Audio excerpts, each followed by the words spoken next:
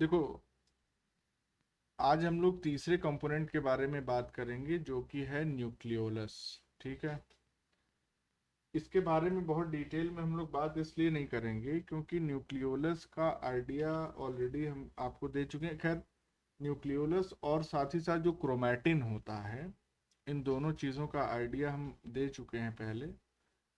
तो फिर भी जो बेसिक बातें हैं, at least exam point of view से, सेक्शन बी के पॉइंट ऑफ व्यू से, वो थोड़ा सा डिस्कस कर लेते हैं हम लोग।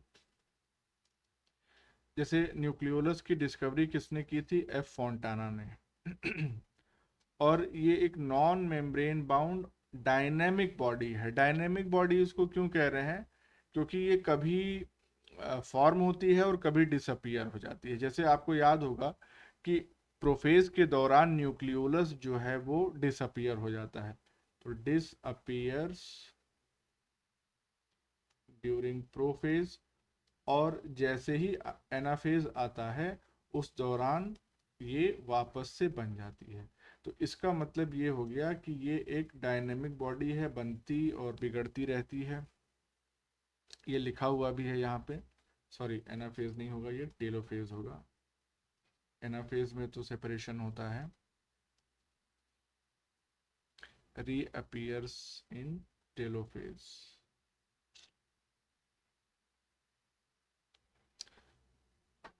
ठीक है। Each nucleolus is produced by a nucleolus organizing region, जिसको हम क्या कह रहे हैं? NOR। और ये न्यूक्लियोलस ऑर्गेनाइजिंग रीजन जो है वो कहाँ पे प्रेजेंट होता है? क्रोमोसोम में। तो बेसिक आइडिया इसका है कि इस तरह से कुछ स्ट्रक्चर बना होता है, लाइक दिस।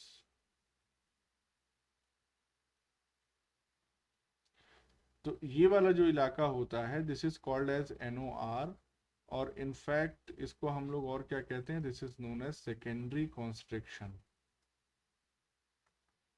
तो सेकेंडरी कॉन्स्ट्रिक्शन वाले इलाके में न्यूक्लियोलस ऑर्गेनाइजिंग रीजन पाया जाता है। और ऐसे क्रोमोसोम्स जिसमें ये NOR मौजूद होता है उनको हम न्यूक्लियोलस ऑर्गेनाइजिंग क्रोमोसोम्स कहते हैं। ह्यूमंस में बताओ कितने हैं न्यूक्लियोलस ऑर्गेनाइजिंग क्रोमोसोम्स? और उनकी संख्या? 5, 5 है। ठीक है। Human 13, 14, 15, 21 and 22. 13, 14, 15, 21, 22। Very good. तो ये 5 क्रोमोसोम्स जो हैं वो ह्यूमंस में हैं, जहाँ पे न्यूक्लियोलस पाया जाता, न्यूक्लियोलर ऑर्गेनाइजिंग रीजन पाया जाता है। तो ये इंपॉर्टेंट है, पूछा जाता है, ये मेंशन भी होगा आगे। तो all eukaryotic cells contain at least one such chromosome, यानी ऐसा क्रोमोसोम हर एक यूकैरियोटिक सेल में पाया जाएगा जिसमें न्यूक्लियोलर ऑर्गेनाइजिंग रीजन मौजूद हो। यानी एक न्यूक्लियोलस तो होगा ही होगा सभी यूकैरियोटिक सेल्स में।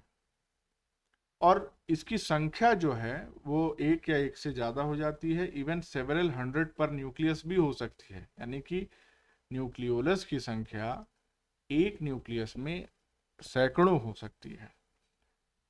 1 से 4 जो संख्या है वो कॉमन है। 1 to 4 is most commonly found. Yeast की अगर हम बात करें तो इसमें एक बड़ा सा न्यूक्लियोलस होता है। वहीं पे अगर जीनोपस के ओसाइट की बात करें तो यहाँ पे 1000 से ज्यादा न्यूक्लियोलाई पर न्यूक्लियस पाए जाते हैं। अब आपसे अगर हम ये पूछें कि इतने सारे न्यूक्लियोलाई की जरूरत क्या है, तो आप गेस करें, बताइए क्या जरूरत हो सकती है जीनोपस के ओसाइट में इतने ज्यादा न्यूक्लियोलाई की?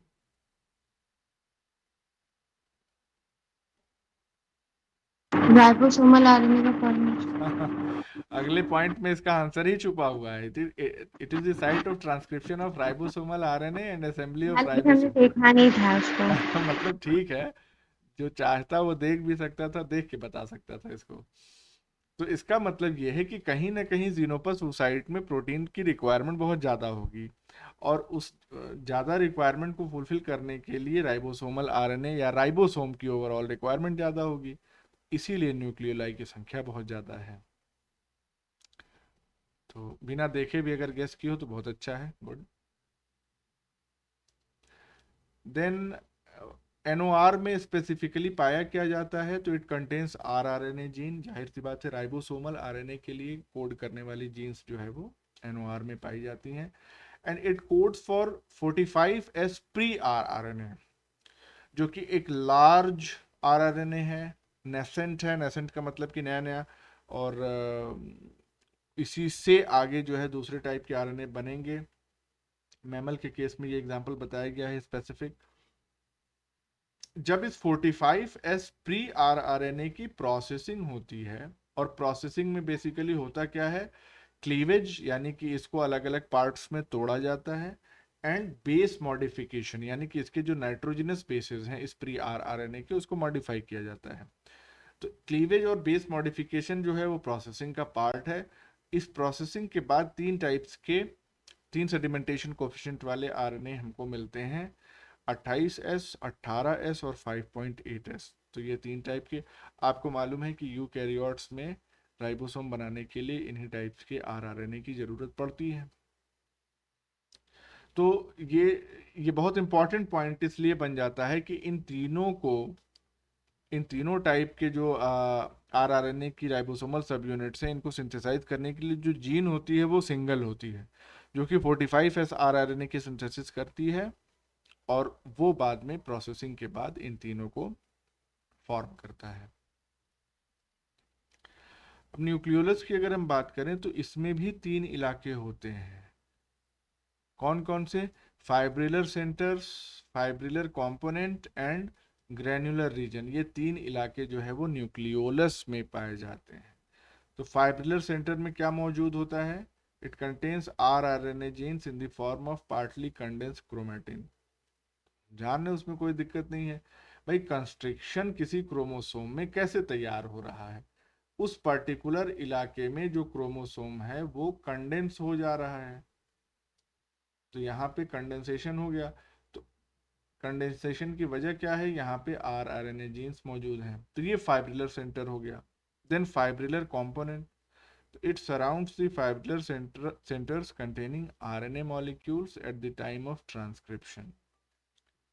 जब ट्रांसक्रिप्शन होता है तो जाहिर सी बात है जो भी जीन है वो अपने एक्टिव फॉर्म में आ जाएगी। तो एक्टिव फॉर्म में आने का मतलब ये हो गया कि now this condensation has to be eased. इसको थोड़ा सा हल्का करने की जरूरत पड़ेगी ताकि जो जीन्स हैं वहां तक ट्रांसक्रिप्शन फैक्टर्स पहुंच सकें आसानी से। तो उस दौरान जो आरएनए मॉलिक्यूल्स ट्रांसक्रिप्शन के बाद सिंथेसाइज होंगे, उनका वो जो पूरा इलाका होगा that will be known as fibrillar component. ये पूरा इलाका containing the rRNA molecules which are newly synthesized।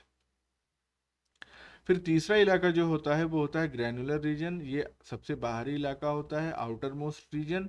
It contains mature ribosomal precursor particles. इसका मतलब क्या हो गया कि हमने आपको अभी बताया कि फाइब्रिलर कंपोनेंट में हमारे पास, एक सेकेंड, हमारे पास आरआरएनए के मॉलिक्यूल्स मौजूद होंगे, राइबोसोमल आरएनए मॉलिक्यूल्स। इन मॉलिक्यूल्स से अटैच होंगी कुछ प्रोटीन्स, और जब प्रोटीन्स इससे अटैच हो जाएंगी तो फाइनल जो हमारे पास स्ट्रक्चर निकल के आएगा उसको हम क्या कहेंगे? That will be called as ribosome. अभी भी वो पूरी तरह से राइबोसोम नहीं है, लेकिन ग्रैन्युलर रीजन जो इसके बाहर यहाँ पे पाया जा रहा है, दिस इज ग्रैन्युलर रीजन। यहाँ पे इस इलाके में ये जो आरआरएनए मॉलिक्यूल्स जो कि फाइब्रिलर कंपोनेंट का पार्ट थे, इनका इन प्रोटीन्स के साथ इंटरेक्शन होता है, जिसकी वजह से एटलीस्ट राइबोसोम के प्रिकर्सर पार्टिकल्स तैयार होते हैं। तो ये क्या है? This is the protein. तो सिंपली ऐसे समझिए, फाइब्रिलर सेंटर जो है इसमें क्या है? आरआरएनए की जीन्स हैं। फाइब्रिलर कंपोनेंट क्या है? इसमें आरआरएनए के मॉलिक्यूल्स आ गए because of the transcription of these genes. Granular region क्या है? इसमें हमको मैच्योर राइबोसोमल प्रिकर्सर पार्टिकल्स भी मिलने लगे। क्यों? क्योंकि आरआरएनए जो सिंथेसाइज हुआ था यहाँ पे वो, और जो प्रोटीन्स में भी वो प्रोटीन्स बाहर से आई हूँ because of the nuclear import, जिसके बारे में हम लोगों ने कल पढ़ा। तो वो प्रोटीन्स बाहर से आई हो और इन आरएनए मॉलिक्यूल से मिलके राइबोसोम के प्रिकर्सर पार्ट की उन्होंने तैयार कर दी हो। तो depending upon which of the components is present in these 3 types और 3 रीजन्स ऑफ द न्यूक्लियोलस, ये 3 टाइप्स में डिवाइड की गई हैं। तो यही मेनली आपको याद रखना है कि अलग अलग रीजन में क्या क्या चीजें पाई जाती हैं। Now we come to the NOR। अभी पूछा हमने और आपने बताया भी तंजीला ने कि 5 chromosomes contain NORs in humans, number भी बता दिया गया है।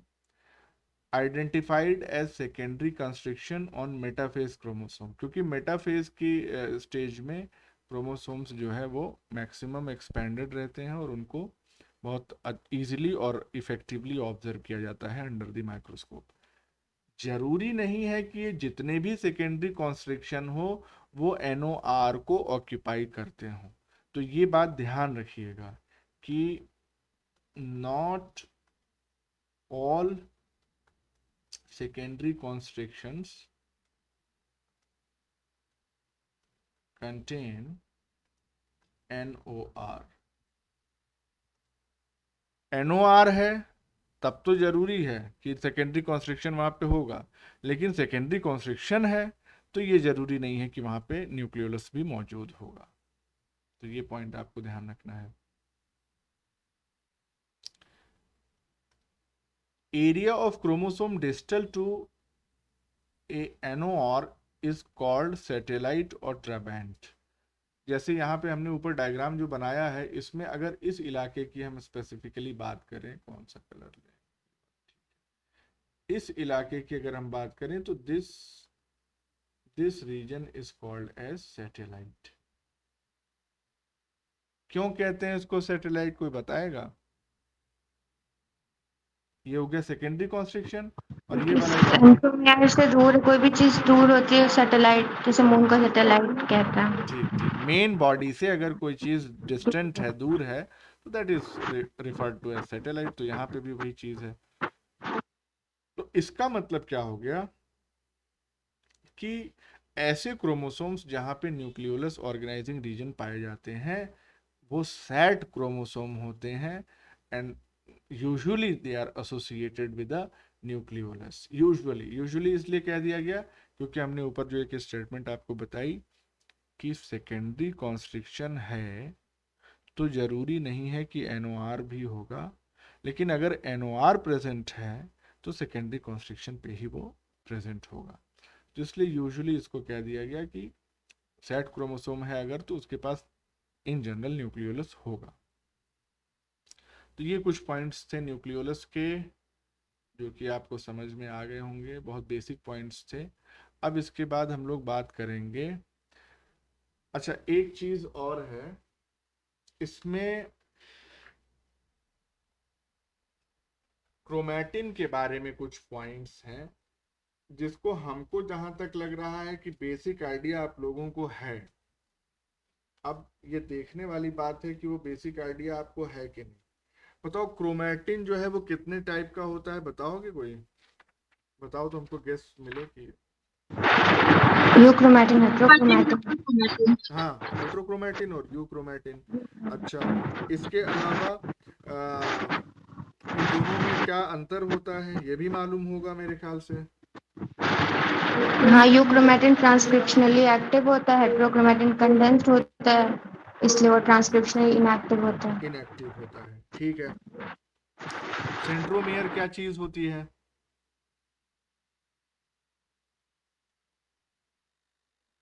टैंडम रिपीट्स होते हैं सीक्वेंस में। हाँ, वहां पे क्रोमैटिन जो है वो हाईली कंडेंस्ड होता है, ठीक है। कंडेंस्ड होता है। हाँ, टीलोमेयर क्या होता है? टीलोमेयर भी हाईली कंडेंस्ड होता है, टैंडम रिपीट्स होते हैं वहां वहाँ पे पे। भी रिपीट्स होते हैं, बिल्कुल। जी कंटेंट ज्यादा होता है टीलोमेयर में। फिर ओरिजिन ऑफ रेप्लिकेशन, इसके बारे में भी हम लोग डिटेल में बात कर चुके हैं, है ना। तो कहने का मतलब ये है कि क्रोमैटिन और क्रोमोसोम के बारे में कुछ खास डिस्कस करने की जरूरत नहीं है, we have already covered that up. एक पॉइंट अगर हम यहाँ पे मेंशन करना चाहें तो हम सिर्फ ये आपको बता सकते हैं, और वो भी फैक्ट है, इसमें कुछ ऐसा नहीं है कि बहुत समझाने की जरूरत है। आपको ये ध्यान रखना होगा कि कुछ स्पीशीज हैं और जैसे स्पीशीज यहाँ पे, और उनमें कितने क्रोमोसोम्स पाए जाते हैं, ये तो बचपन की बातें हैं, क्लास 11-12 में भी ये सब चीज़ें हम लोग पढ़ते हैं। तो वो थोड़ा सा एक आप लोग देख लीजिएगा। इसका हम सिंपली पेज नंबर मेंशन कर दे रहे हैं बुक में, पेज नंबर 332। और जाहिर सी बात है कि वॉल्यूम 1 की बात कर रहे हैं हम। इस पे कुछ क्रोमोसोम्स, कुछ स्पीशीज और उसमें पाए जाने वाले क्रोमोसोम की संख्या जो है वो दी गई है। जैसे बडिंग यीस्ट या सैक्रोमाइसिस में 16 क्रोमोसोम होते हैं, हैप्लॉइड नंबर की बात करें अगर। शाइजोसैक्रोमाइसिस जो फिशन यीस्ट है उसमें सिर्फ 3 क्रोमोसोम्स पाए जाते हैं।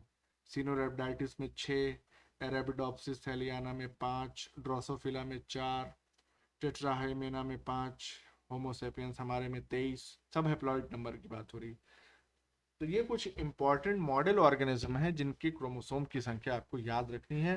तो ये आपके लिए एक तरह का होमवर्क है कि पेज नंबर 332 पे स्पीशीज और क्रोमोसोम्स जो लिखे हैं वो आप अपने नोट्स में मेंशन करेंगे और उसको याद करेंगे। अब हम लोग अपने अगले टॉपिक पे बढ़ेंगे और वो टॉपिक है साइटोस्केलेटन। ठीक है, तो साइटोस्केलेटन, इसके बारे में भी आपको बेसिक आइडिया है ही है, बाकी चीज़ें हम डिटेल बता रहे हैं आपको। तो देखो, सबसे पहला पॉइंट इसमें क्या है कि साइटोस्केलेटन क्या है। It is the intracellular network of protein filaments present in the cytoplasm. Cytoplasm में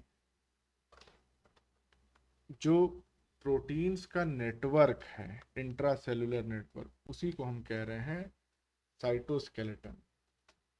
जैसे हमारी बॉडी के सपोर्ट के लिए, शेप प्रॉपर उसका बना रहे उसके लिए हमारा एंडोस्केलेटन जिम्मेदार होता है, वैसे ही किसी भी सेल का प्रॉपर शेप बना रहे। अलग अलग सेल टाइप का शेप भी अलग अलग होता है, हमको मालूम है। और खासकर एनिमल सेल्स की अगर हम बात करें तो उसमें बहुत सारे एग्जांपल्स हैं हमारे पास। जैसे न्यूरॉन्स लंबाई में बहुत ज़्यादा होती हैं, मसल सेल्स जो है वो कोई स्पिंडल शेप की होती है, कुछ कोई फाइबर जैसी होती है। इसी तरह से अगर हम एपिथेलियल सेल्स की बात करें तो उसमें हमको तमाम तरीके के शेप देखने के लिए मिलते हैं। उसमें स्क्वामस सेल्स जो होती हैं, क्यूबॉइडल होती हैं।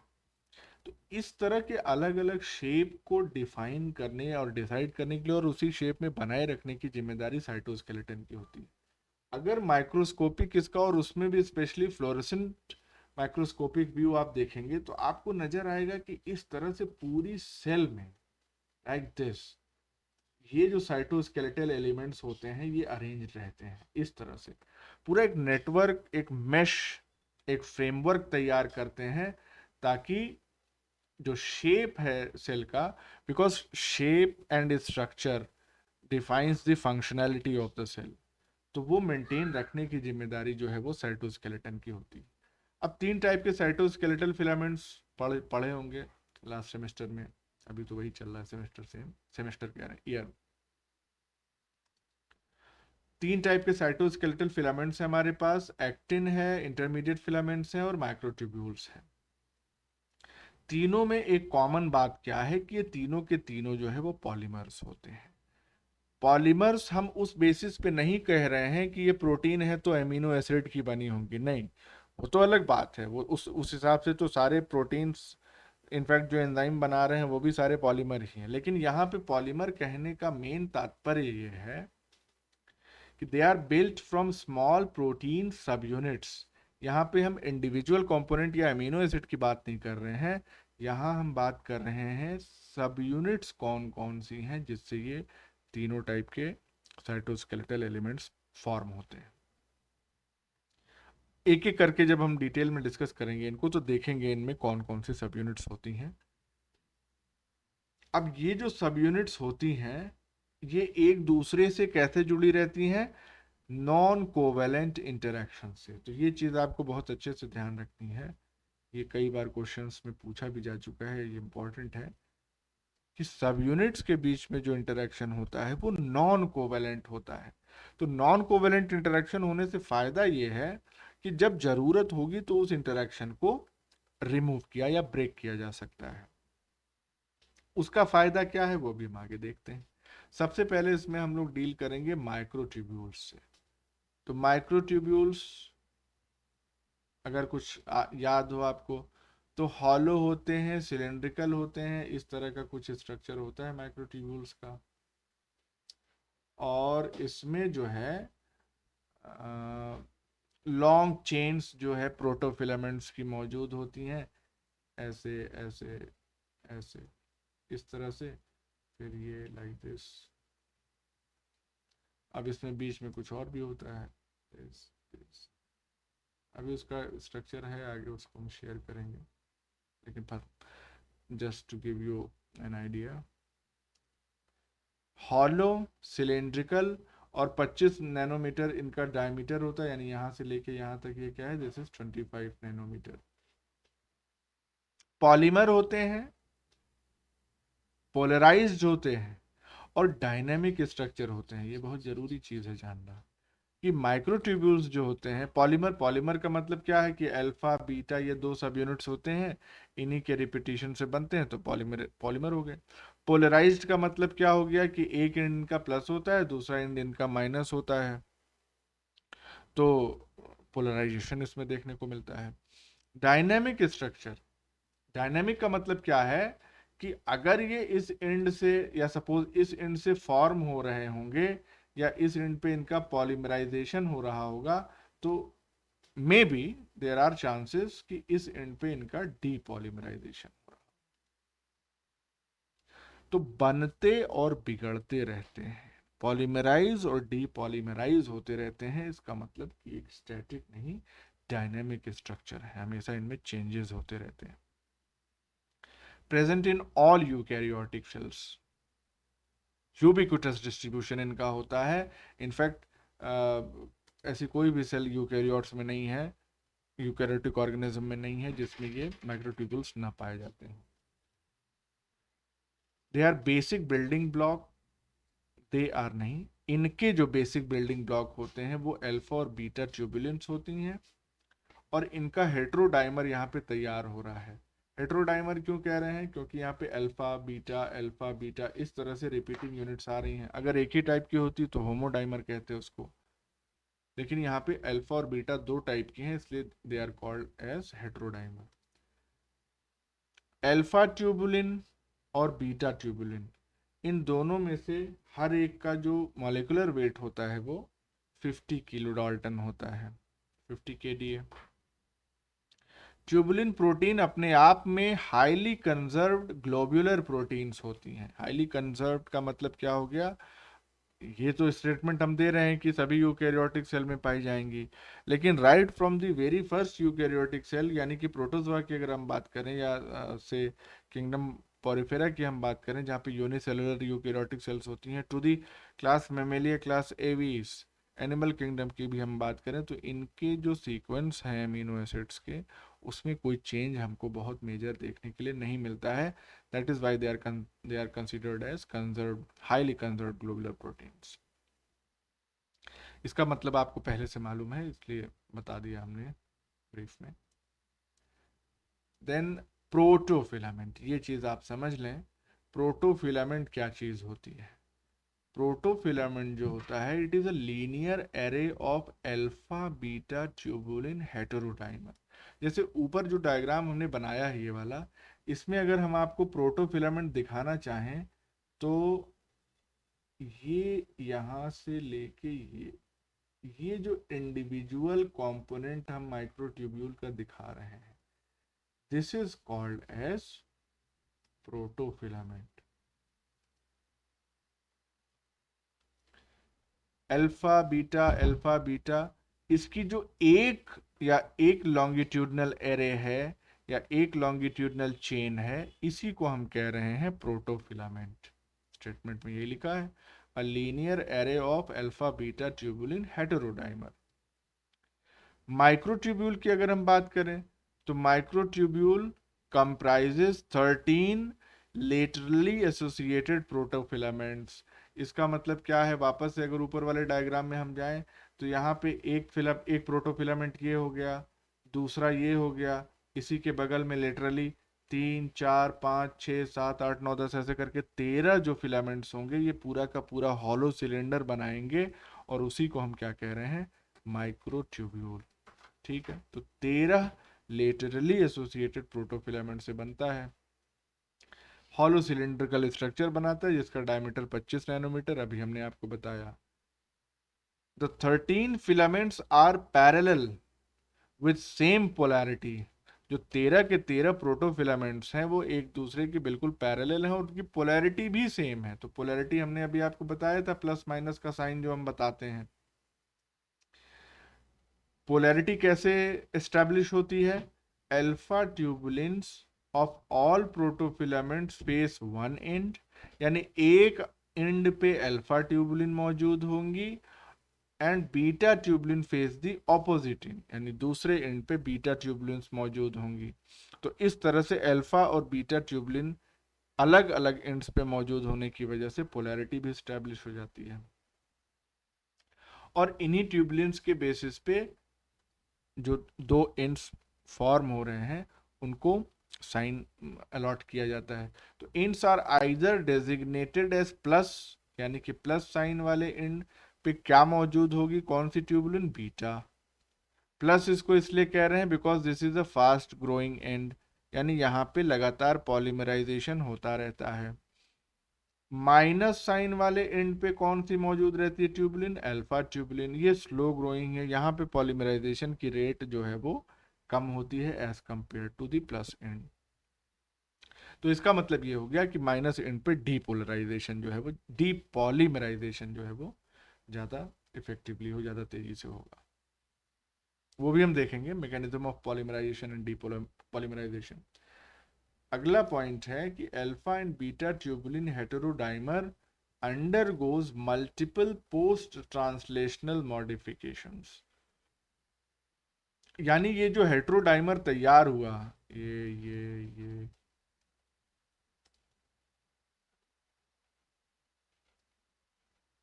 ये हेटेरोडाइमर तैयार होने के बाद इसमें मॉडिफिकेशंस होते हैं, यानी कि पोस्ट ट्रांसलेशनल, यानी ट्रांसलेशन या इनकी सिंथेसिस के बाद इनमें मॉडिफिकेशंस होते हैं, जैसे कि फॉस्फोराइलेशन, एसिटाइलेशन, सुमोइलेशन।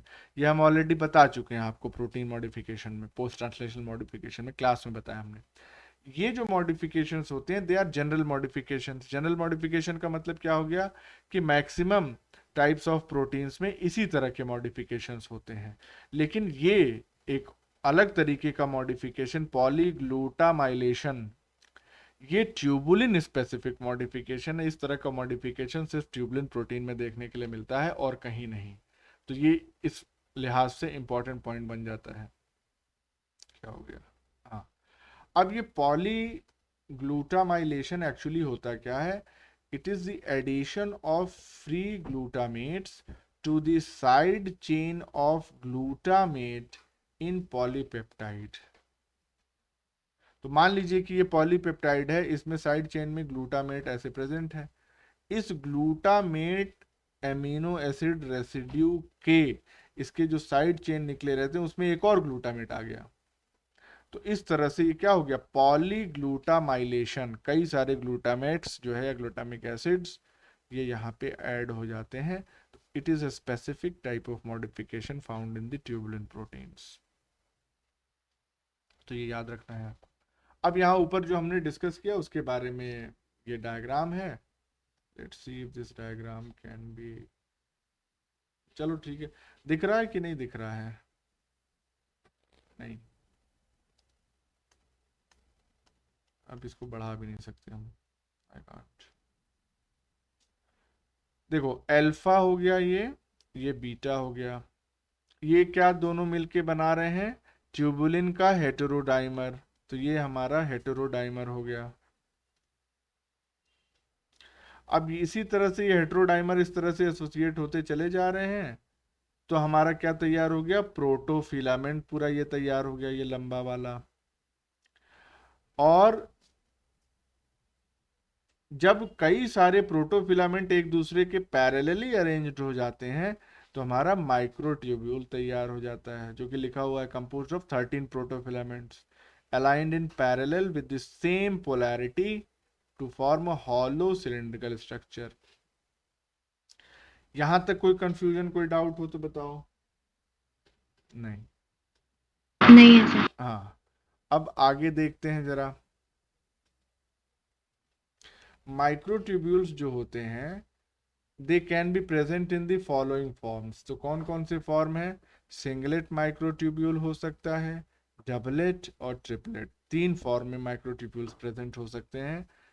सिंगलेट माइक्रोट्यूब्यूल में क्या होगा कि सिर्फ 13 प्रोटोफिलामेंट्स होंगे and it is present in the cytosol. यानी कि ऊपर जो डायग्राम हमने देखा इसमें ये इकलौता प्रोटोफिलामेंट मौजूद होगा, तो इसको हम क्या कह सकते हैं? अगर यहीं पे हम इसका नाम रखना चाहें तो हम यहाँ पे इसको कह सकते हैं कि सिंगलेट है।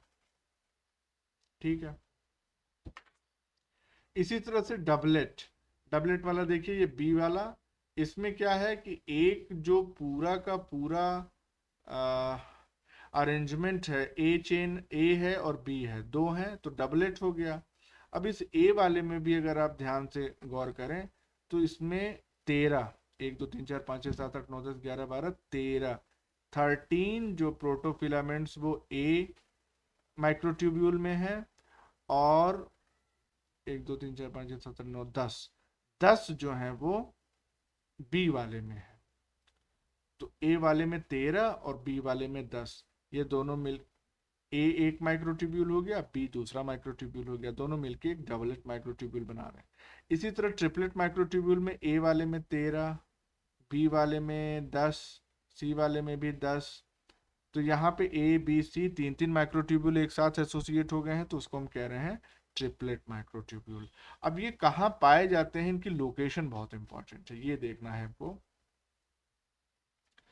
तो सिंगलेट माइक्रोट्यूब्यूल्स जो होते हैं ये कहाँ पे पाए जाते हैं? They are present in the cytosol. Doublet microtubules में दो हैं, ए और बी। ए में 13 प्रोटोफिलामेंट्स और बी में 10 या 11 प्रोटोफिलामेंट्स हो सकते हैं, ऊपर डायग्राम में 10 ही दिखाया है।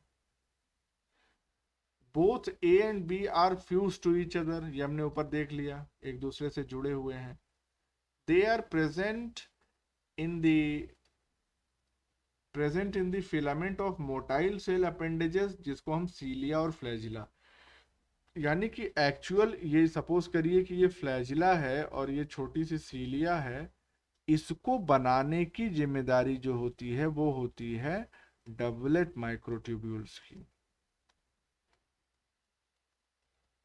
ये हो गया हमारा फ्लैजिला और ये दोनों हो गए हमारे सीलिया। इनको बनाने की जिम्मेदारी डबलेट माइक्रोट्यूब्यूल की होती है। इसको थोड़ा अलग से कर दे ताकि कंफ्यूजन ना हो।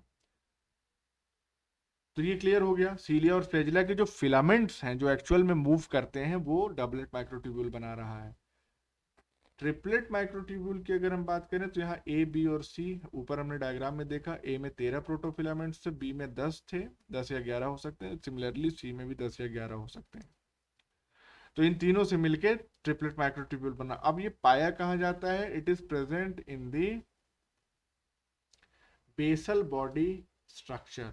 बेसल बॉडी आपको आइडिया होगा कहाँ पे प्रेजेंट होती है? सीलिया और फ्लैजिला के बेस पे। यानी कि ये वाला जो इलाका है, यानी कि ये मान लीजिए प्लाज्मा मेम्ब्रेन है, यहाँ से जहाँ से फ्लैजिला अराइज हो रहा है या सीलिया अराइज हो रहे हैं, वो इलाका क्या कहलाता है? That is called as basal body, point of origin of flagella और सीलिया। उस बेसल बॉडी में ट्रिपलेट माइक्रोट्यूब्यूल्स पाए जाते हैं, जबकि जो फ्लैजिला और सीलिया राइज हो रहा है उसमें डबलेट माइक्रोट्यूब्यूल्स पाए जाते हैं। इसके अलावा ट्रिपलेट माइक्रोट्यूब्यूल्स सेंट्रियोल्स में भी पाए जाते हैं, और ये सेंट्रियोल्स कहाँ सिचुएटेड होते हैं? They are situated within the centrosome. Cell division में हमने आपको बताया था इनकी लोकेशन और इनका फंक्शन। तो इस तरह से माइक्रोट्यूब्यूल्स के बारे में हमने देख लिया। अब हम बात करते हैं माइक्रोट्यूब्यूल ऑर्गेनाइजिंग सेंटर या एमटीओसी की। तो ये क्या है? MTOC सेल के अंदर वो इलाका या वो साइट होती है जहाँ पे माइक्रोट्यूब्यूल्स फॉर्म होते हैं या असेंबल होते हैं, यानी जहाँ पे अल्फा बीटा ये ट्यूबुलेंट्स जो है मिलके प्रोटोफिलामेंट्स बनाते हैं और इन प्रोटोफिलामेंट्स के लेटरल फ्यूजन की वजह से माइक्रोट्यूब्यूल्स तैयार होते हैं। तो इस MTOC का या माइक्रोट्यूब्यूल ऑर्गेनाइजिंग सेंटर का लोकेशन कहाँ होता है? तो located to one side of nucleus at interphase, यानी इंटरफेस पे इनको देखना रिलेटिवली आसान होता है। तो मान लो कि ये अगर सेल है इस तरह से, इस सेल में ये न्यूक्लियस है, थोड़ा बड़ा बना दिया हमने, तो इस न्यूक्लियस में न्यूक्लियर एनवेलप के जस्ट नीचे वाले इलाके में ये MTOC प्रेजेंट होता है। किसी भी साइड हो सकता है, यहाँ प्रेजेंट हो सकता है, इस साइड हो सकता है, पेरिफेरल होती है इसकी location. It contains a pair of centrioles known as centrosomes in animal cells. तो वो हमने देखा ही था, इस तरह से होते हैं ये सेंट्रियोल्स जो है उसमें परपेंडिकुलर होते हैं एक दूसरे के। तो ये क्या हो गया, सेंट्रियोल्स हो गए दो, और ये पूरा जो स्ट्रक्चर है it is known as centrosome. Minus ends of microtubules, ये स्टेटमेंट हम पढ़ रहे हैं, minus ends of microtubules are embedded at the MTOC, plus ends are away from it. यानी कहने का मतलब क्या है, इस स्टेटमेंट को समझने की कोशिश करिए कि अगर यहां से MTOC क्या है, जहां से माइक्रोट्यूब्यूल बनना शुरू होंगे, वही पॉइंट है। अगर यहाँ से माइक्रोट्यूब्यूल को बाहर की तरफ मूव करना है तो जाहिर सी बात है यहाँ पे प्लस रिंड होना चाहिए और यहाँ पे माइनस रिंड होना चाहिए, क्योंकि प्लस रिंड में अभी हमने ऊपर देखा था, क्या देखा था ऊपर, कि प्लस एंड में जो रेट ऑफ ग्रोथ होती है वो फास्ट होती है, तो जाहिर सी बात है तभी तो ये आगे की तरफ बढ़ेगा। तो वही स्टेटमेंट यहाँ पे कही जा रही है कि minus end of microtubules are embedded at MTOC। तो माइनस एंड घुसा हुआ है MTOC में, plus ends are away from, तो प्लस एंड इससे दूर जा रहा है। अच्छा, अब यहाँ पे एक खास बात क्या है कि MTOC में एक अलग टाइप की प्रोटीन पाई जाती है जिसको हम कह रहे हैं गामा ट्यूबुलिन। अल्फा और बीटा ट्यूबुलिन तो हमने देखा जो माइक्रोट्यूबुल बनाने में काम आ रहा था, लेकिन यहाँ MTOC बनाने के लिए गामा ट्यूबुलिन जिम्मेदार होता है। अच्छा, इसकी क्या खास बात है? पहली बात तो ये है कि it does not form microtubule, not पे विशेष ध्यान दीजिएगा। ट्यूबुलिन होने के बावजूद ये माइक्रोट्यूबुल नहीं बनाता। अगला point, does not incorporate into microtubules.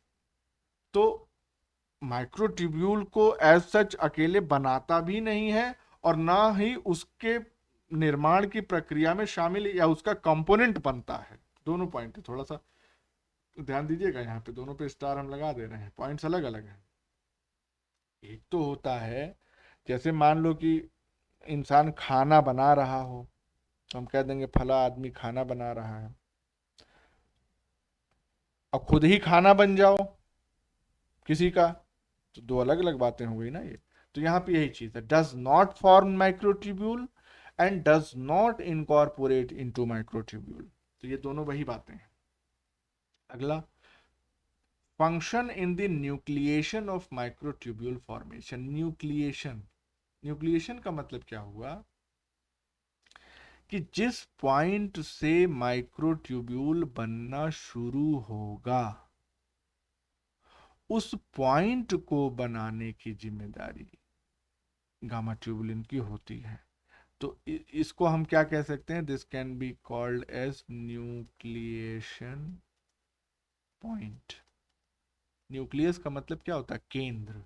किसका केंद्र, सेल का। उसी तरह से MTOC का जो केंद्र होता है या माइक्रोट्यूब्यूल बनाने का जो केंद्र बिंदु होता है वो न्यूक्लिएशन पॉइंट कहलाता है। तो न्यूक्लिएशन पॉइंट बनाता है ये, लेकिन ना माइक्रोट्यूब्यूल को बनाता है ना माइक्रोट्यूब्यूल का खुद कंपोनेंट बनता है जाके। अब न्यूक्लिएशन पॉइंट ये कैसे बनाता है ये देख लेते हैं, अगला पॉइंट है, it forms gamma tubulin ring complex, जिसको गामा टर्क कह रहे हैं, tubulin ring complex, gamma TuRC नाम से कई बार क्वेश्चन आ चुके हैं। It forms gamma tubulin ring complex which nucleates microtubule polymerisation. यानी कि इसी पॉइंट से, ये जो ऊपर हमने दिखाया डायग्राम, इसी पॉइंट से माइक्रोट्यूब्यूल जो है वो अराइज होते हैं। ठीक है, तो गामा ट्यूबुलिन का बहुत इंपॉर्टेंट हमने रोल देख लिया। MTOC in most plant cells do not contain centrioles. Plant cells में centriole नहीं पाए जाते हैं, हमको मालूम है, but they still function as MTOC। मतलब कि सेंट्रियोल नहीं होने के बावजूद भी MTOC के जो सेंटर्स हैं वो माइक्रोट्यूब्यूल्स की असेंबली में अपना रोल प्ले करते हैं। ठीक है, तो ये MTOC के बारे में पॉइंट्स हो गए। अब हम बात करते हैं माइक्रोट्यूब्यूल पॉलीमराइजेशन एंड डायनेमिक्स की। माइक्रोट्यूब्यूल का पॉलीमराइजेशन कैसे होता है, डायनेमिक्स का मतलब कि पॉलीमराइजेशन और डीपॉलीमराइजेशन दोनों एस्पेक्ट की बात करेंगे। माइक्रोट्यूब्यूल क्या है, ये एक डायनामिक स्ट्रक्चर है, बता चुके क्यों है, क्योंकि it is constantly being polymerized and depolymerized depending upon the requirement of the cell. Polymerization occurs by a nucleation elongation mechanism. तो न्यूक्लिएशन वाला ऊपर हमने देखा, वो तो कौन बना रहा है, MTOC बना रहा है nucleation point. Formation of a short microtubule nucleus, एक सेकेंड, ये short microtubule nucleus is followed by the growth of microtubule at both ends by reversible non-covalent addition of tubulin heterodimers. Both ends, अब ये थोड़ा सा इसको समझिएगा। पहले तो क्या हो रहा है, formation of short microtubule nucleus, यानी कि ये किस स्टेप की बात कर रहा है, it is talking about nucleation. Followed by growth of microtubule eight both ends. तो ये ग्रोथ जो है बेसिकली इलोंगेशन की बात हो रही है। तो growth of microtubules at both ends by reversible non covalent addition of tubulin heterodimers. और दोनों एंड पे, इसका मतलब क्या हो गया कि अगर ये न्यूक्लिएशन पॉइंट है, यहां से माइक्रोट्यूब्यूल निकल रहा है, ये माइनस पॉइंट था, ये प्लस पॉइंट था। प्लस पॉइंट पे हमने आपको पहले बताया कि जो रेट होगी पॉलीमराइजेशन की वो ज्यादा होगी as compared to minus point. लेकिन जहां पे भी पॉलीमराइजेशन होगा वो पॉलीमराइजेशन रिवर्सिबल होगा, अगर जरूरत पड़ेगी तो वो डीपॉलीमराइजेशन हो सकता है, यहाँ पे सब यूनिट्स जो ट्यूबुलिन की हैं वो रिमूव की जा सकती हैं। तो ये सम अप कर रहा है स्टेटमेंट पूरी प्रोसेस को। अब पूरी प्रोसेस जो है पॉलीमराइजेशन को, उसको 3 फेज में डिवाइड किया गया है, 3 फेजेस। कौन कौन से फेज हैं, पहला फेज है न्यूक्लिएशन फेज, दूसरा फेज है इलोंगेशन फेज, और तीसरा है स्टेडी स्टेट। इसका हम ब्रीफ ओवरव्यू आपको दे दे रहे हैं, बाकी इसके डिटेल्स में हम लोग कल जाएंगे, देखेंगे इसको। न्यूक्लिएशन फेज की अगर हम बात करें तो फिर से वही चीजें, वही रिपीट हो रहा है कि formation of a short microtubule nucleus, जो ऊपर हमने देखा डायग्राम में, it is unfavourable under normal conditions. ये पॉइंट थोड़ा सा ध्यान रखने की बात है, unfavourable under normal conditions of cell, यानी कि जब जरूरत होगी सेल को माइक्रोट्यूब्यूल असेंबली की, उसी दौरान न्यूक्लिएशन फेज आएगा, अदरवाइज नहीं आएगा। ऐसा नहीं है कि नॉर्मल फेज में सेल है, नॉर्मल लाइफ साइकिल सेल की चल रही है और उस दौरान न्यूक्लिएशन भी हो रहा है, जबरदस्ती माइक्रोट्यूब्यूल बनते चले जा रहे हैं, नहीं। आपको मालूम है जब सेल डिवाइड करती है तब जरूरत पड़ती है माइक्रोट्यूब्यूल असेंबली की, for the purpose of separating the chromosome at the anaphase और arranging the chromosome at metaphase plate. तो जब जरूरत होगी तभी बनेगा, ये नहीं कि कभी भी बन रहा है।